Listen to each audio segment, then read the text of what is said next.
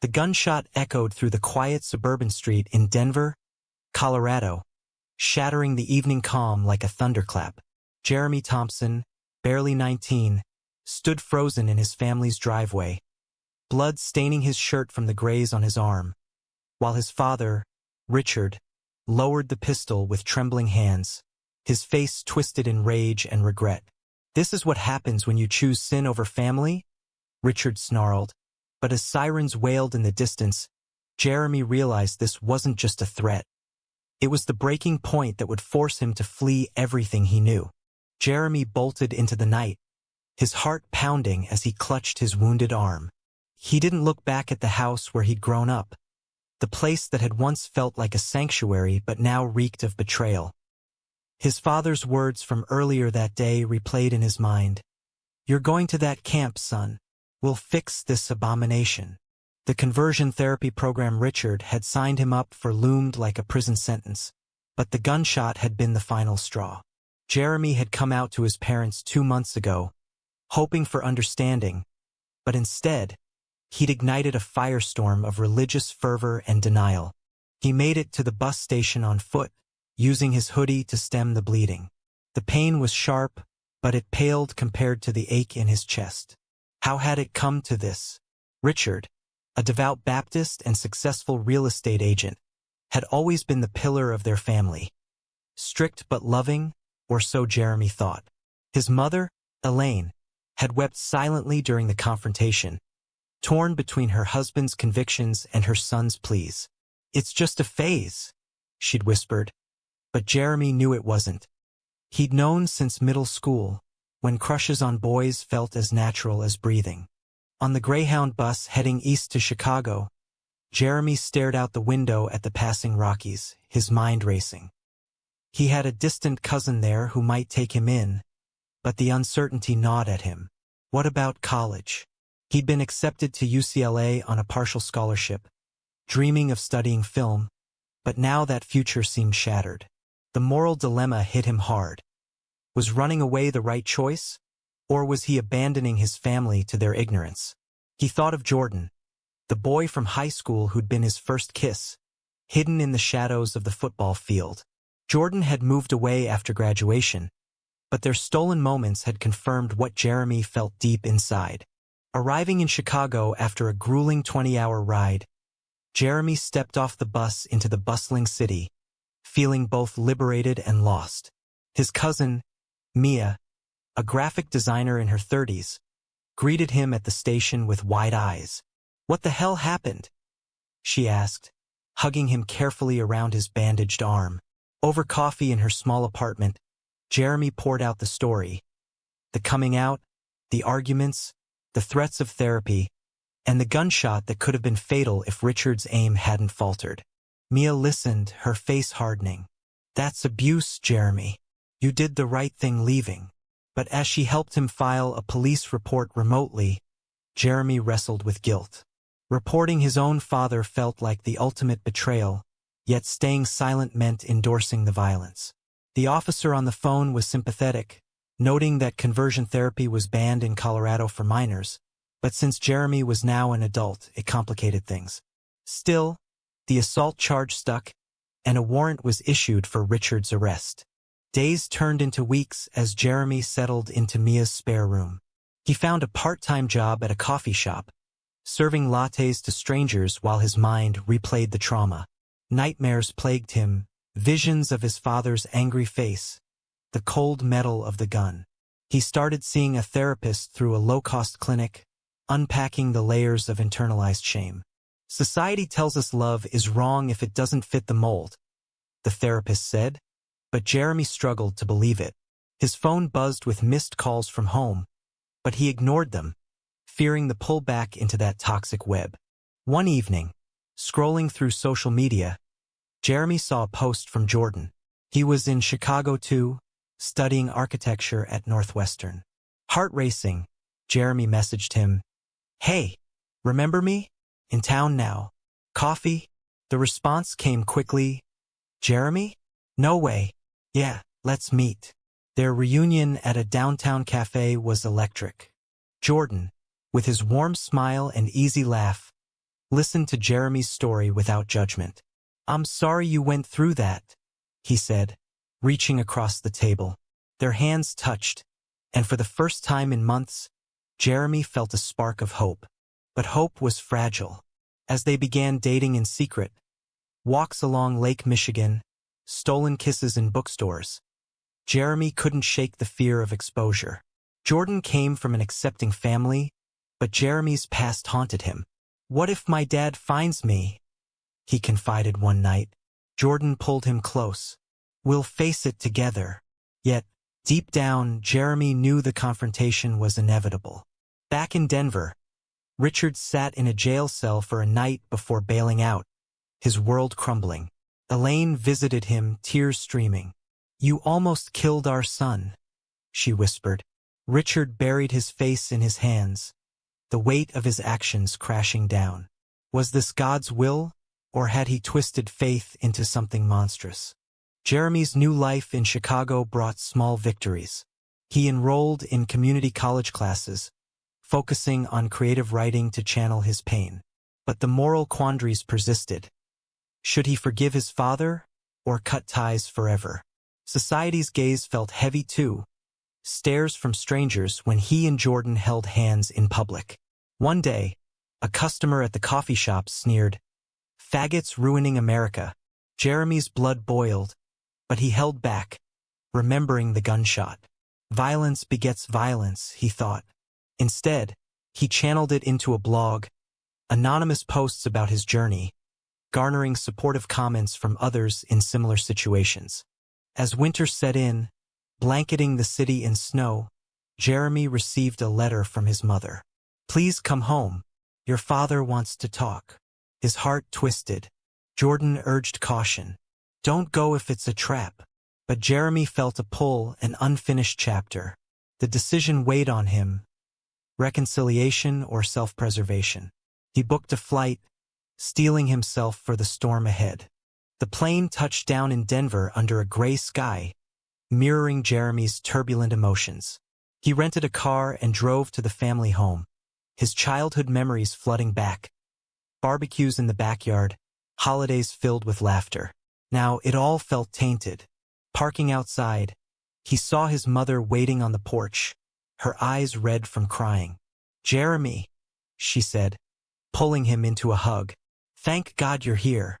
Inside, Richard sat in the living room, looking older, his once imposing frame slumped. The tension was palpable, a silent standoff. "Son," Richard began, voice cracking. I don't know where to start." Jeremy crossed his arms, the scar on his arm a stark reminder. "How about why you tried to shoot me?" The words hung heavy, forcing Richard to confront his rage. He'd spent weeks in court-mandated anger management, grappling with the charges that could send him to prison. As they talked, haltingly at first, Richard admitted his fears. "I thought I was saving you from hell. The church taught me that." But jail time had opened his eyes to stories from other inmates. Some gay, some not, all human. Elaine interjected, "We've been going to therapy as a family. Well, without you." Jeremy felt a mix of anger and pity. Was this genuine change, or manipulation? He decided to stay for the weekend, testing the waters. Back in Chicago, Jordan worried. Their relationship had deepened, nights cooking dinner, sharing dreams. Jordan wanted to come out publicly at school, but Jeremy hesitated, scarred by his past. "What if it backfires?" he asked. Jordan sighed. Hiding isn't living. The conflict brewed. Jeremy's caution versus Jordan's openness. One night, after a heated argument, Jordan stormed out, leaving Jeremy alone with his doubts. Had he pushed too far? In Denver, Jeremy attended a family dinner, the air thick with unspoken words. Richard shared his own secret. A brother who'd been gay, disowned by their parents decades ago, dying alone. "I didn't want that for you," he said, tears flowing. Jeremy's heart softened slightly, but trust was shattered. "You almost killed me," he repeated. The moral dilemma intensified. Could forgiveness coexist with accountability? Society's role loomed. Friends from church shunned Richard, calling him a monster, while others praised his tough love. Returning to Chicago, Jeremy found Jordan waiting with an apology. "I get it. Your trauma is real." They reconciled, but the strain showed. Jeremy started volunteering at an LGBTQ center, helping teens like himself. One kid, Marco, shared a story of parental rejection, mirroring Jeremy's. Guiding Marco forced Jeremy to face his own unresolved pain. "You have to choose your path," he advised, but inwardly questioned his own choices. Months passed, and Richard's trial approached. Jeremy was subpoenaed as a witness. The decision tore at him. Testify truthfully and risk sending his father to prison, or soften his account and betray himself. Jordan supported him.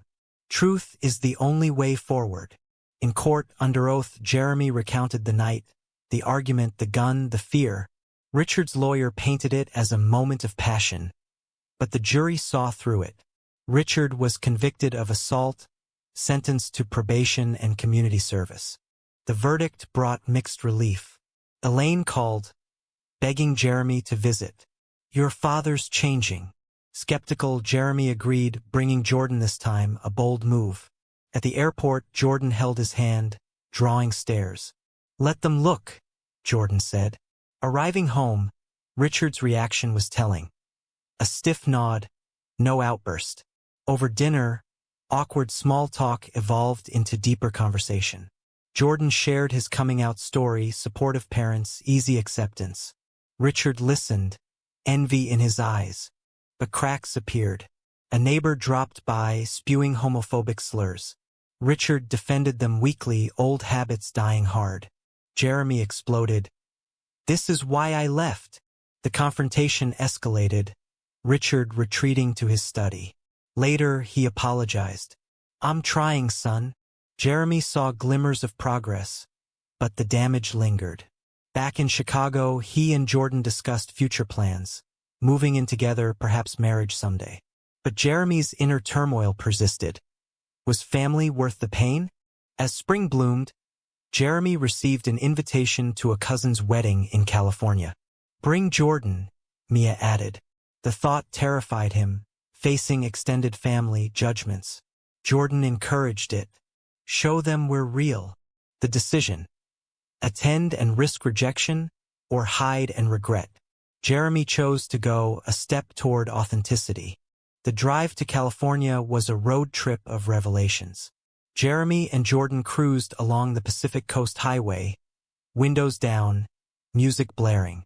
Stops at beaches and diners allowed intimate talks. Dreams of a shared home, careers in film and architecture. But underlying tension simmered. What if my family freaks out? Jeremy worried. Jordan squeezed his hand. Then we leave. Together. Arriving at the vineyard venue, the air buzzed with excitement. Mia greeted them warmly, but others whispered. Aunt Karen pulled Jeremy aside. "Is he your friend?" Jeremy straightened. "Boyfriend." Her forced smile hid discomfort. The rehearsal dinner tested limits. Cousins asked invasive questions. Uncles joked crudely. Jordan handled it gracefully, but Jeremy seethed. That night, in their hotel room, he vented. "This is what society does, reduces us to punchlines." Jordan held him. "We rise above." The wedding day dawned bright. As vows were exchanged, Jeremy imagined his own future. But a call from home shattered the peace. Richard had violated probation by skipping therapy. Elaine pleaded. "He needs you." Jeremy's anger flared. Why was it always his burden? Jordan advised distance. Protect yourself. The moral crossroads. Intervene or let consequences unfold. Jeremy chose a call. "Dad, get help or lose me forever."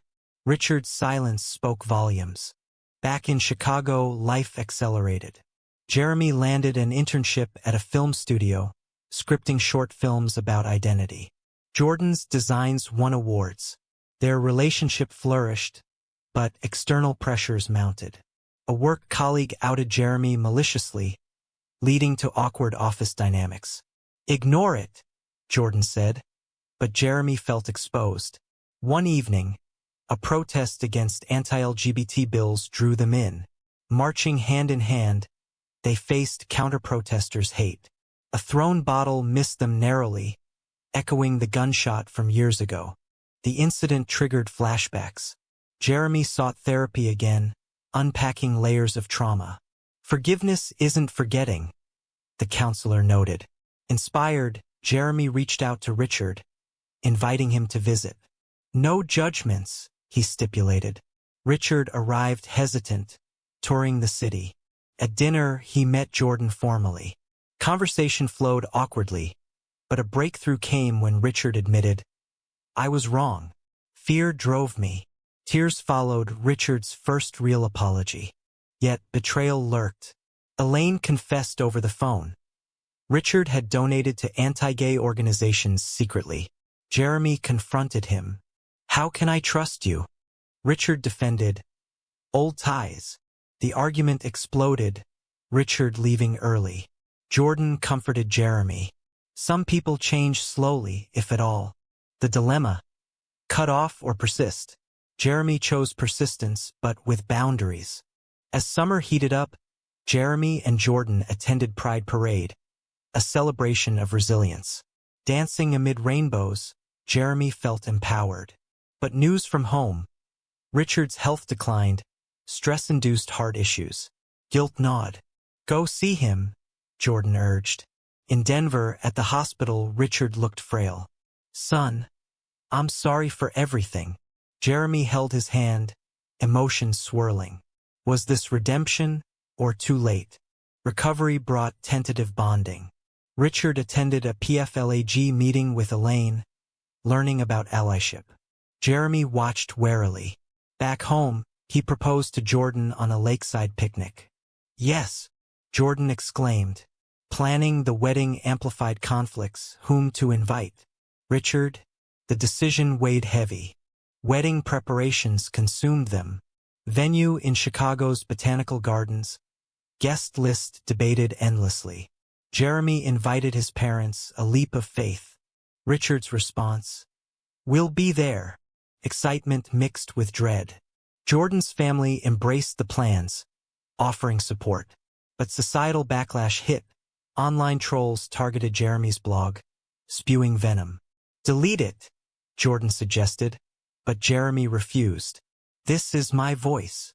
A pre-wedding party turned sour when a drunk friend mocked their lifestyle. Jeremy's temper flared, echoing his father's rage. "Am I becoming him?" he confided to Jordan. Self-reflection followed. Breaking cycles required conscious effort. Therapy helped, emphasizing choices costs. Richard's visit for fittings brought unease. He stumbled over pronouns but tried. A walk in the park led to honesty. "I feared losing you to that world." Jeremy replied, "It's my world too." Glimpses of understanding emerged, but old prejudices surfaced at a family dinner. Elaine's sister quipped about traditional marriage. Richard stayed silent, disappointing Jeremy. "Speak up," Jeremy demanded later. Richard nodded, promising better. As the date neared, a crisis struck. Jordan's job offer in New York. "It's my dream," he said. Jeremy panicked. Move or separate? The moral quandary. Sacrifice for love, or pursue individual paths? They compromised. Jordan deferred, but tension lingered. "We'll make it work," Jeremy assured, doubting inwardly. The bachelor party, low-key with friends, highlighted growth. Toasts to resilience, but Jeremy's mind wandered to costs paid. Lost years, scarred relationships. A call from Marco, the teen he'd mentored. Inspired, "You saved me." Purpose renewed. Rehearsal day arrived. Parents met Jordan's, polite but strained. Richard pulled Jeremy aside. "I'm proud, son." Words long awaited, but skepticism remained. That night, doubts plagued Jeremy. "What if it's all a facade?" Jordan reassured. "We've come far." Wedding morning buzzed. Vows written, rings ready. Guests filled seats, a mix of supporters and skeptics.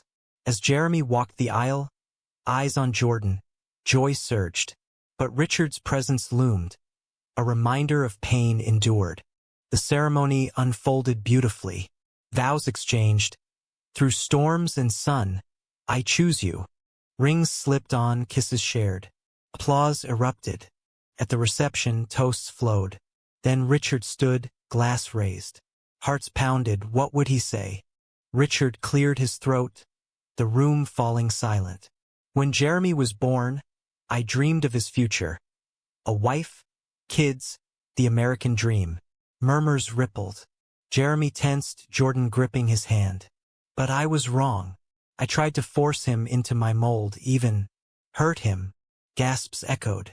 I sent him away, thinking I could fix what wasn't broken. But today, seeing him with Jordan, I realized love isn't about fitting in. It's about being true. Tears welled in eyes around the room. Elaine sobbed quietly. Richard continued, voice steadying. I've lost years to ignorance, paid with regret. To Jeremy and Jordan, may your love teach us all. He sat, applause thundering. Jeremy stood, hugging his father tightly. Thank you, he whispered. The moment shifted everything. Forgiveness blooming amid scars. Dancing followed, joy infectious. But reflections lingered. Jeremy pondered the path. Betrayals forgiven, but not forgotten. Jordan whispered, we're free now. Speeches from others highlighted societal shifts. Friends sharing stories of acceptance won. Honeymoon in Hawaii brought peace. Beaches, sunsets, time to heal. Jeremy journaled, turning pain into a book pitch. Your story matters, Jordan encouraged. Back home, they settled into married life, navigating normalcy.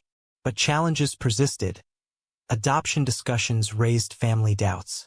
Are we ready? Jeremy asked. Moral debates ensued, parenthood amid prejudice. Richard's transformation continued. He volunteered at LGBTQ events, advocating change. A church sermon he gave denounced hate, costing friendships but gaining respect. Jeremy visited, bonds strengthening.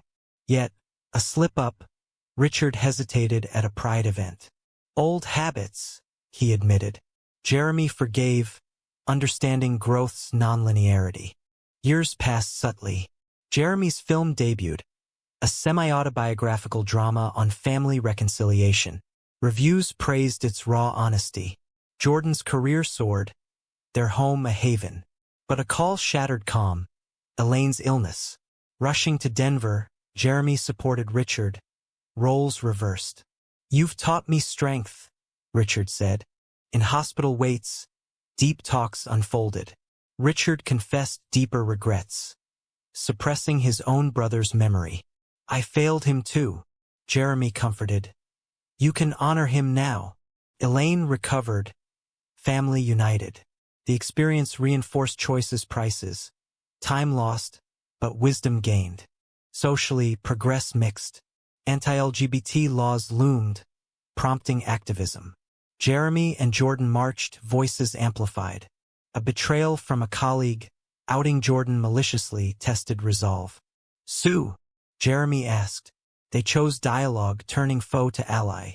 As anniversaries came, reflections deepened. Jeremy wondered, had the gunshot been a catalyst for change? Without it, would they be here? Jordan smiled. Fates twisted, but ours. Life's rhythm settled, but undercurrents of drama persisted. Jeremy's book became a bestseller, sparking debates on conversion therapy bans. Interviews exposed vulnerabilities, reliving trauma publicly. Worth it? Jordan asked. Jeremy nodded. For others. But hate mail arrived, threats echoing past violence. Security measures followed, a stark reminder of society's dark side. Richard's advocacy grew bold. He testified in court against discriminatory bills, drawing ire from former allies. A confrontation at church. Traitor, yelled a deacon. Richard stood firm. Love thy neighbor. Jeremy watched proudly, but worried for his safety. Be careful, he urged. The moral tightrope.